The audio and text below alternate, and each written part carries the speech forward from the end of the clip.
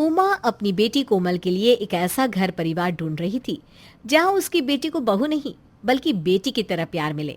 और इसी चक्कर में उमा ने कई सारे रिश्ते भी ठुकरा दिए थे, क्योंकि कोई भी बहू को बेटी की तरह रखने को तैयार ही नहीं था। एक रोज सुबह सुबह उमा हॉल में बैठी टीवी देख रही थी कि तभी उसकी पड़ोसन रजनी का उमा के घर आना होता है। अरे उम्मा, क्या बात है। बेटी हो तो कोमल जैसी। जब से तेरी कोमल ने घर को संभालना शुरू किया है ना, तब से तुझे तो बस आराम ही आराम है, किसी काम की चिंता नहीं। हाँ रजनी, जब से मेरी कोमल ने घर का काम संभाला है तब से मुझे किसी चीज़ की दिक्कत ही नहीं होती। सुबह शाम दोपहर का खाना पीना, झाड़ू पोछा बर्तन और तो और सारे नाश्ते और पकवान मेरी कोमल ही बनाती है। अरे ये तो जिसके भी घर जाएगी उस घर को अपनी एनर्जी से खुश कर देगी। इसकी सास को इससे एक शिकायत नहीं होगी। तभी तो तभी तो रजनी, मैं इसके लिए एक ऐसा घर ढूंढ रही हूँ जहाँ इसे बहू बनाकर नहीं बल्कि बेटी बनाकर रखा जाए। और इसी चक्कर में तू भी जानती है मैंने कितने रिश्ते ठुकरा दिए हैं। हाँ ये तो है। अरे देख तो, मेरी आवाज़ सुनी नहीं कि मेरे लिए चाय लेकर आ गई। खुश रह बेटी, हमेशा खुश रह। भगवान तुझे पति और ससुराल दोनों ही बहुत अच्छा दे। कोमल घर का सारा काम अच्छे से करती थी और घर से लेकर परिवार की जिम्मेदारी को भी काफी अच्छे से संभालती थी। एक रोज उमा अपनी बेटी को देर शाम कहती है, कोमल देख, कल तुझे लड़के वाले देखने आ रहे हैं। मैं उम्मीद करती हूँ इस बार तो तेरे लायक रिश्ता मिल ही जाए। माँ, आजकल कौन अपनी बहू को बेटी बनाकर रखता है? बहू तो बहू है, और अगर बहू बेटी बनेगी तभी तो सास भी अपनी बहू को बेटी मानेगी ना। मुझे इतना पता है कि मेरी बेटी में कोई दाग नहीं है और वो बहुत अच्छे से घर परिवार संभालना जानती है। अब अगले ही दिन उमा के घर कोमल को देखने लड़की की मां सरला और लड़की की बहन निशा का आना होता है। कोमल ट्री में चाय लेकर वहां पहुंचती है। अरे रे रे, मेरी होने वाली बहू तो एकदम चांद का टुकड़ा है। बेटी यहाँ बैठ। बहन जी, आपकी बेटी तो बड़ी सुंदर है। मैं इसे अपने घर की बहू बनाने के लिए तैयार हूँ। अरे ये आप क्या बोल रही हैं बहन जी? मैं आपको अपनी बेटी तभी दूंगी जब आप मेरी बेटी को बहू नहीं बेटी बनाकर लेकर जाएंगी और बेटी बनाकर ही अपने घर रखेंगी। अरे बस इतनी सी बात। ये तो मैंने यहाँ आने से पहले ही सोच लिया था कि बहू को बहू नहीं बेटी की तरह रखूंगी, जैसे मेरी निशा है। अरे ये माँ क्या बोल रही है? भला भाभी घर की बेटी बनकर कैसे रह सकती है? और माँ को तो वैसे ही छोटी छोटी बातों पर गुस्सा आता है। तो बहन जी तय रहा, शादी हम जल्दी करेंगे और आपकी बेटी अब मेरे घर की बेटी, तो समझो रिश्ता तय। उमा भी खुश थी। आखिरकार उसकी बेटी के लिए एक ऐसा घर मिल ही गया जहां उसे बहू नहीं बल्कि बेटी बनकर रखा जाना है। अब कुछ दिनों बाद ही उमा की बेटी कोमल सरला के घर की बहू बन जाती है और अपने मायके से विदा होकर ससुराल आती है। बहू, आज से ये तेरा घर है और तू इस घर की बहू नहीं बेटी है, क्योंकि मैंने तेरी माँ से वादा किया है कि मैं उनकी बेटी को अपने घर में बहू बनाकर नहीं बल्कि बेटी बनाकर ले जा रही हूँ। लेकिन फिर भी मैं तुझसे पूछने जा रही हूँ, तू इस घर में बहू बनकर रहेगी या अपनी ननद निशा की तरह बेटी बनकर? जी माँ जी, मैं बेटी बनकर रहना ही पसंद करूंगी। भाभी एक बार और सोच लो, आप इस घर में मेरी तरह रहना पसंद करोगी क्या? अरे इसमें सोचना क्या माँ जी, मैं इस घर की बेटी बनकर ही रहना चाहती हूँ। तो ठीक है बहू, तय रहा। तू इस घर की बहू नहीं बल्कि बेटी की तरह रहेगी। तुझे इस घर में किसी भी तरह की रोक टोक नहीं होगी। अभी जा तू आराम कर ले, शाम से तेरी ड्यूटी चालू हो जाएगी। निशा अपनी भाभी कोमल को उसके कमरे तक छोड़ आती है। अब निशा हॉल में बैठी अपनी माँ सरला से कहती है, माँ आपके दिमाग में क्या चल रहा है? ये बहू बेटी बेटी बहू, सच सच बताइए ना। अरे अभी तो शुरुआत है, तू आगे आगे देख होता है क्या। मुझे तो कुछ भी समझ में नहीं आ रहा आप क्या कहना चाहती हैं। खैर मैं काम कर लेती हूँ, किचन में बहुत सारे बर्तन पड़े हैं। निशा काम करने चली जाती है और सरला हॉल में बैठी टीवी देख रही होती है। कुछ समय बाद यानी देर शाम कोमल अपनी सास से खाने के बारे में पूछने आती है। माँ जी, आज खाने में क्या बनेगा? आज वैसे भी मेरी पहली रसोई है तो मैं कुछ अच्छा सा बना लेती हूँ। हाँ बहू, मेरा मतलब है कोमल बेटी, तुझे अपनी पहली रसोई की रस्म तो पूरी करनी ही होगी। लेकिन उसके साथ तू पहले ये लिस्ट पकड़। और निशा तो बे। इसमें ऐसा क्या लिस्ट है? राशन का लिस्ट है क्या? नहीं, लग तो नहीं रहा। इसमें तो काम और समय लिखा हुआ है कि मुझे क्या क्या करना है। हाँ, मेरे में भी कुछ ऐसा ही लिखा हुआ है, लेकिन ये काम के साथ समय का क्या लेना देना, मैं कुछ समझ नहीं पा रही हूँ। हाँ माँ, ये क्या है? मुझे भी कुछ समझ में नहीं आ रहा है। ये है कि तुम दोनों की काम की लिस्ट। जिस तरह निशा इस घर की बेटी है, उसी तरह अब तू भी इस घर की बेटी है, तो मैंने तुम दोनों के काम को आधा आधा बांट दिया है। इसका मतलब आधा काम मैं करूंगी और आधा काम भाभी? बेटी बोलकर इतना सारा काम करने को कह रही है, और अगर बहू बनती तो क्या होती? ये तो पूछना पड़ेगा ननद जी से। कोमल को काम की तो वैसे आदत थी, लेकिन वो ये उम्मीद कर रही थी कि उसकी सास ने जब उसे बेटी मान ही लिया है तो घर के कामों में भी समझौता होगा। लेकिन देर शाम ही सरला अपनी बहू को एक लंबा चौड़ा लिस्ट थमा देती है। कोमल काम कर कर के थक जाती है। शादी को 15 दिन भी ठीक से नहीं हुए और इन लोगों ने तो एक नई नवेली दुल्हन को नौकरी बना दिया है। थोड़ा सा ही तरस खा लेते। पहले ननद जी भी काम कर लेती थी, लेकिन अब तो उन्होंने भी नखरे दिखाना शुरू कर दिया है। सरला अपनी बहू के पास आती है। अरे बहू, यहाँ ऐसे कैसे बैठी हुई है? आज तेरी लिस्ट में ज्यादा काम था क्या? और निशा कहाँ है? माँ जी, उनके बदले का काम भी मैं ही कर रही हूँ। वो तो अपने कमरे में फ़ोन पर लगी हुई हैं। उसे तो मैं अभी बताती हूँ। जहाँ जाएगी कल को मुझे ही गालियाँ सुनवाएगी। ये एक नंबर की निकम्मी है। ऐसे ही समय बीत रहा होता है और कोमल को अपने घर से भी ज़्यादा काम करना पड़ रहा होता है। यहाँ तक कि निशा भी अब कुछ भी नहीं करती थी, और ऐसे में कोमल के मन में एक बात आती है। अब तो मैं ननद जी से ही पूछती हूँ कि अगर मैं इस घर की बहू बनकर आती तो मेरे साथ क्या होता। अरे भाभी, खाना बनाए क्या? मुझे भूख लग रही है। अब रोटी तो बना दी है मैंने, लेकिन पहले आप मुझे ये बताओ, अगर मैं इस घर की बहू होती तो माँ जी मुझसे कितना काम करवाती? आप सोच भी नहीं सकते हो उतना, क्योंकि माँ को बेटी के लिए थोड़ा प्यार तो आ ही जाता है। पर सास बहू में तो वैसी बात ही नहीं होती ना। इससे दुगना काम? मतलब वो आस पड़ोस के घर के काम भी मुझसे ही करवाती क्या? हे प्रभु, तूने मुझे बचा लिया। ये काम कम है क्या? बल्कि आप तो भाभी मेरे हिस्से का काम करती हो। अब बहन हो तो इतना तो करना पड़ेगा ना। ये बुढ़िया तो खेल गई। बेटी बोल बोलकर घर के काम के साथ अपनी बेटी के हिस्से का काम भी मुझसे करवाती है। इसमें भी इनकी कोई गलती नहीं है। मेरी माँ को ही मेरी दूसरी माँ की तलाश थी, तो मिल गई मुझे सास के रूप में। कोमल अपने ससुराल में बेटी बनकर पछता रही थी, लेकिन यहाँ तो बहू का उससे भी बुरा हाल है, और वो देर शाम अपनी माँ उमा को फोन करती है। कैसी है मेरी कोमल बिटिया? सब ठीक तो है ना? कुछ ठीक नहीं है माँ। आपने मेरे लिए एक ऐसा घर तो ढूंढ लिया जहाँ मुझे बेटी बनाकर रखा जाए, लेकिन आपने ये नहीं सोचा कि बेटियों से भी कितना काम करवाया जाता है। और तो और मेरी सास ने मुझे बेटी बनाकर इतना काम करवा लिया है कि अब मेरी बॉडी काम ही नहीं कर रही। मेरी ननद मुझे बहन मान चुकी है और वो घर का कोई काम अब नहीं करना चाहती। बस, दामाद जी ने तुझे पत्नी का दर्जा दिया है ना, कि कहीं उन्होंने भी तुझे। ना ना ना माँ, आप ये क्या कह रही हैं? ऐसा नहीं है कुछ। लेकिन बेटियां जब यहाँ इतना काम करती हैं तो ये लोग बहुओं से तो न जाने कितना काम करवाते होंगे। अरे मेरी बेटी, कितना काम करना पड़ता है तुझे। तू घर आना चाहती है क्या बिटिया? उसके लिए भी पूछा था मैंने, तो मेरी सास कहती है कौन सा मायका, तू तो इस घर की बेटी है, अब तेरा मायका ससुराल सब यही है। अगर तू चली गई तो यहाँ इतना जो काम है वो कौन करेगा? अरे रे रे, ये कहाँ फंस गई मेरी बिटिया। रुक, तू नहीं आ सकती तो क्या तेरी माँ भी तुझसे मिलने नहीं आ सकती? मैं आती हूँ, रुक जा। हाँ माँ, आप ही आ जाओ ना, वरना आपसे मिले बिना कहीं मैं परलोक ना सुधार जाऊं। अरे शुभ शुभ बोल बेटा, कल ही आती हूँ मैं। अपना ध्यान रखियो। कोमल अपने ही ससुराल में बेटी का दर्जा पाकर नाखुश थी, लेकिन उसके ससुराल में तो बहू का दर्जा उससे भी ज्यादा खतरनाक था।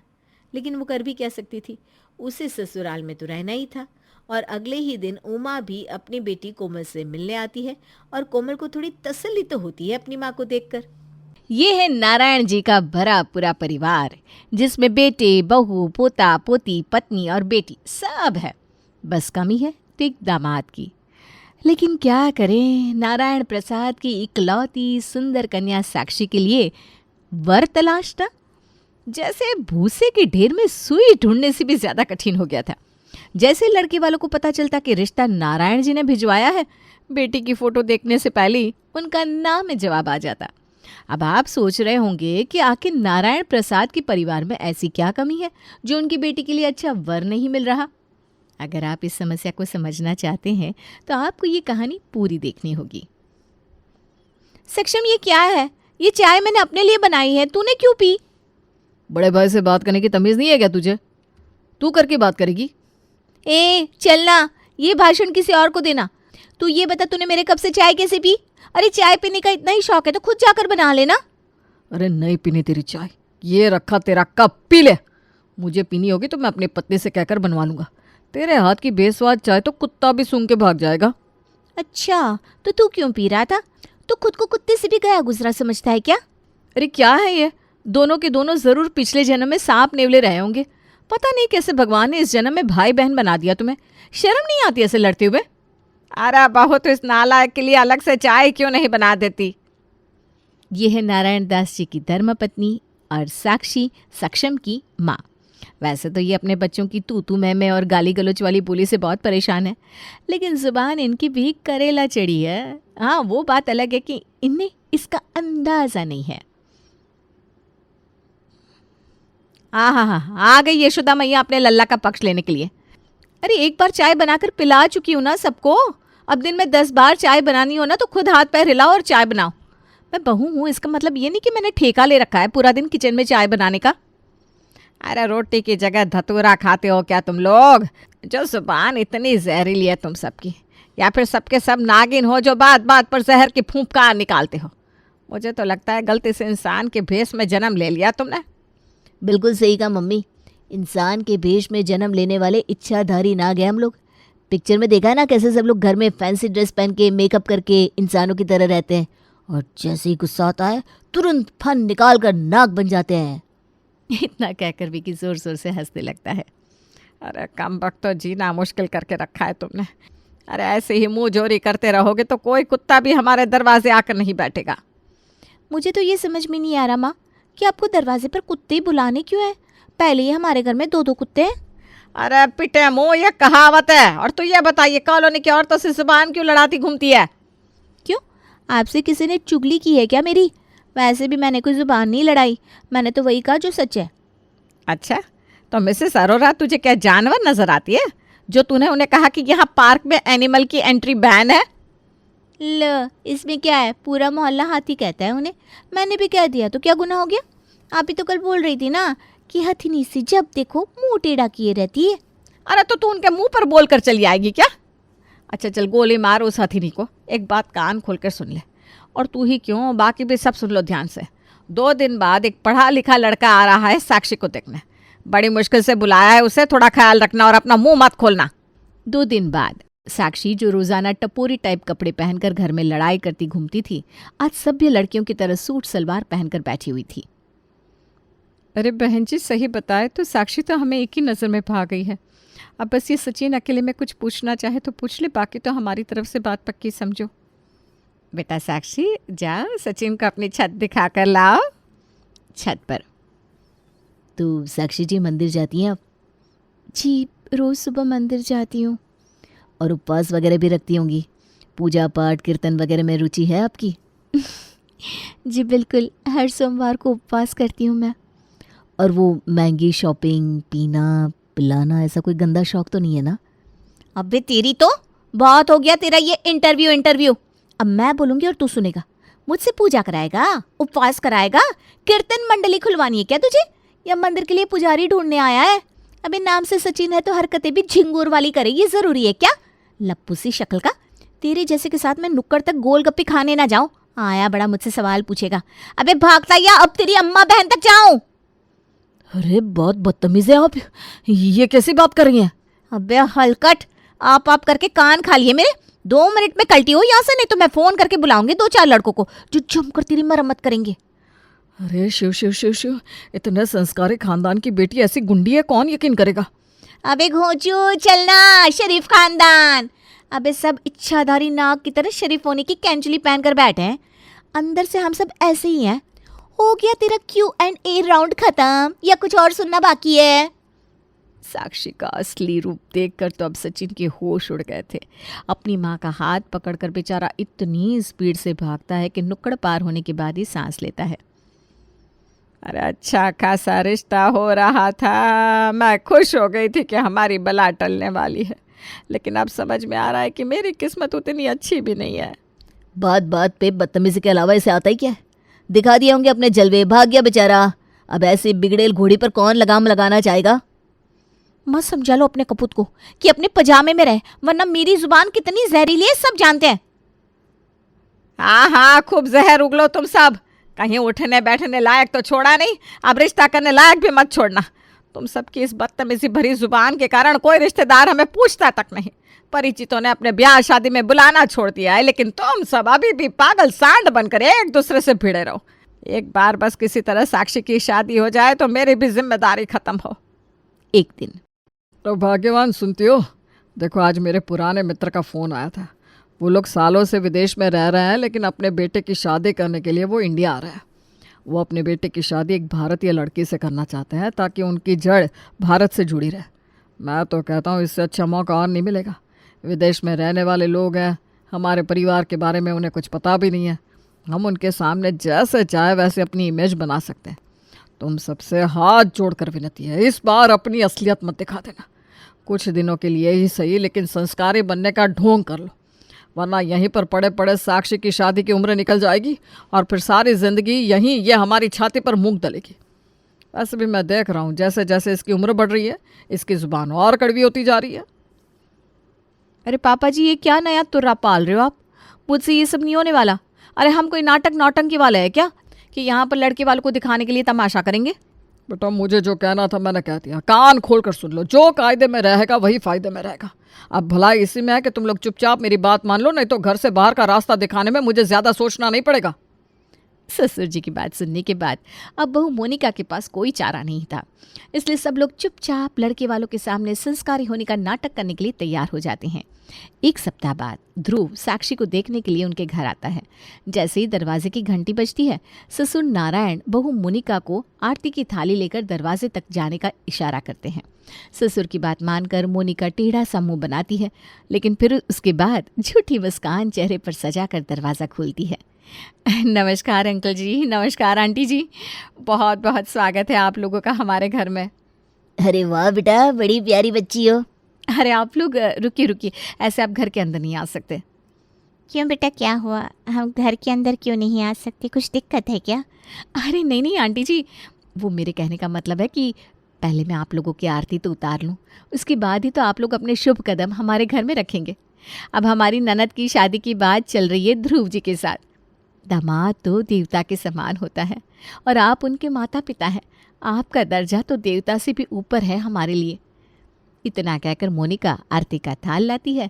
ध्रुव और उसके माता पिता की आरती उतारने के बाद उन्हें घर के अंदर ले जाती है।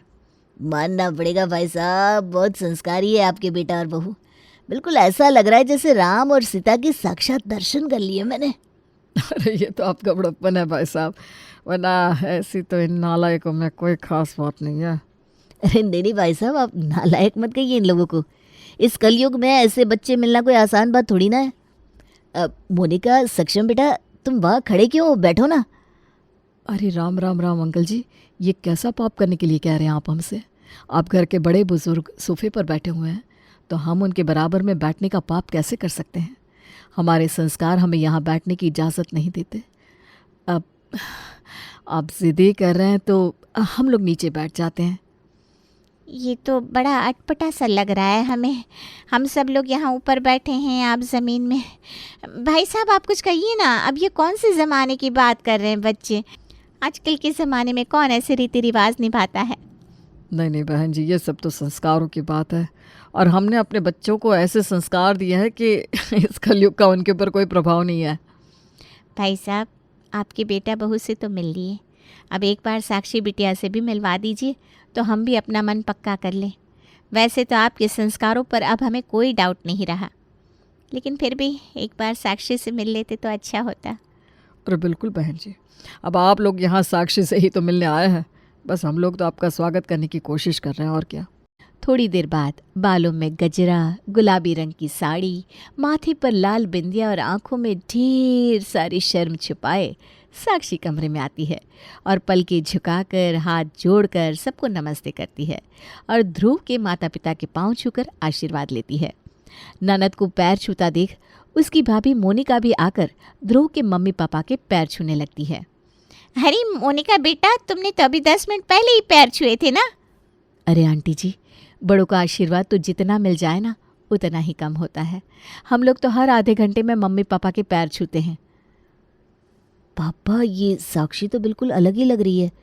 जैसा हमने सुना था वैसा तो कुछ नजर ही नहीं आ रहा। अरे तू चुप कर, कोई सुनेगा तो बवाल हो जाएगा। मैं खुद यही सोच सोच कर परेशान हूँ बेटा कि यहाँ की तो रंग ढंग कुछ और ही नज़र आ रहे हैं। मुझे तो ऐसा लग रहा है हम किसी मंदिर में आ गए हैं। पूरे घर में अगरबत्ती की खुशबू फैली है। आरती की थाल और फूलों से स्वागत किया इन्होंने हमारा। और वो देवी देवता वाली बात क्या है ये सब? बात बात पर दोनों ननद भाभी पैर छूने चली आती हैं। बड़ों का इतना सम्मान करने वाले लोग तो पहली बार देख रही हूँ मैं। मम्मी फिर क्या सोचा है? ये तो एकदम साधु टाइप फैमिली लग रही है। अरे बेटा, ये सब फैसले इतनी जल्दबाजी में नहीं लिए जाते। तो रुक जा, मैं कुछ जुगाड़ सोचती हूँ। देखिए बहन जी, आप लोगों के इतने स्वागत सत्कार ने तो हमारा दिल ही जीत लिया है। आप लोगों को देखकर तो ऐसा लग रहा है कि वाकई हमारे यहाँ आने से आप लोगों को बहुत खुशी हुई है। अगर आप लोग बुरा न माने तो क्या हम कुछ दिनों के लिए आपके यहाँ रह सकते हैं? वो क्या है ना, हमने एक मित्र के यहाँ रुकने का विचार बनाया था, लेकिन अभी उनका फ़ोन ही नहीं लग पा रहा है। अब इतने शॉर्ट नोटिस पर कोई ढंग का होटल बुक कर पाना तो और भी मुश्किल है। फिर आजकल का माहौल तो आप देख ही रहे हैं। ऐसे ही बिना सोचे समझे किसी भी होटल में रुकना सेफ भी नहीं है ना। अरे अरे, ये कैसी बात कर दी आपने? कोई समस्या की बात नहीं है। आप हमारे मेहमान हैं, आराम से आप हमारे यहाँ रहिए। इसे अपना ही घर समझिए। किसी भी चीज़ की ज़रूरत हो तो मोनिका है, साक्षी है, हमारी धर्मपत्नी है, चाहे जिसे आवाज़ लगा लीजिए। बहू, ज़रा इनको कमरा दिखा दो। जी पापा जी। उन लोगों को कमरा दिखाने के बाद, अरे दिमाग ठीक है क्या आपका? क्या ज़रूरत थी इन लोगों को इतने दिनों के लिए अपने घर में रुकवाने की? अब पता नहीं ये लोग कब जाएंगे। एक बार भी आपने ये नहीं पूछा कि कितने दिन के लिए रुकने वाले हैं। और ये नाटक करने का सिर्फ एक ही दिन का डिसाइड हुआ था ना। मैं पहले ही बता रही हूँ, ये बहुत दिनों तक ये ऐसा झूठा ड्रामा मुझसे नहीं हो पाएगा। मेरे मुंह से कुछ गलत निकल गया तो फिर बाद में मुझसे ना कहना। देखो भाग्यवान, इस समय कुछ मेरे मुंह से ना निकल जाए, बस तुम इस बात का ख्याल करो। अगर तुम्हारे मुंह पर थोड़ा कंट्रोल रहता ना तो आज घर के बच्चों की यह हालत ना होती। यह सब करामात तुम्हारी तो है। तुम जब मुंह खोलती हो तो मुंह से सीधा आग निकालती हो। उसी का परिणाम है कि सारी दुनिया ने बॉयकॉट कर रखा है हमारे परिवार को। और थोड़ा तो दिमाग पर जोर डालो। ऐसे ही कोई किसी के घर में नहीं रुक जाता। वो लोग हमारे घर में रुके हैं, इसका मतलब उन्हें हमारी बेटी पसंद है। रिश्तेदारी होने वाली है हमारी, और रिश्तेदारों के सामने थोड़ी फॉर्मेलिटी करना सीखो, वरना शादी के बाद भी लड़कियां मायके में आकर बैठी रहती है। इस बात का ख्याल रखना।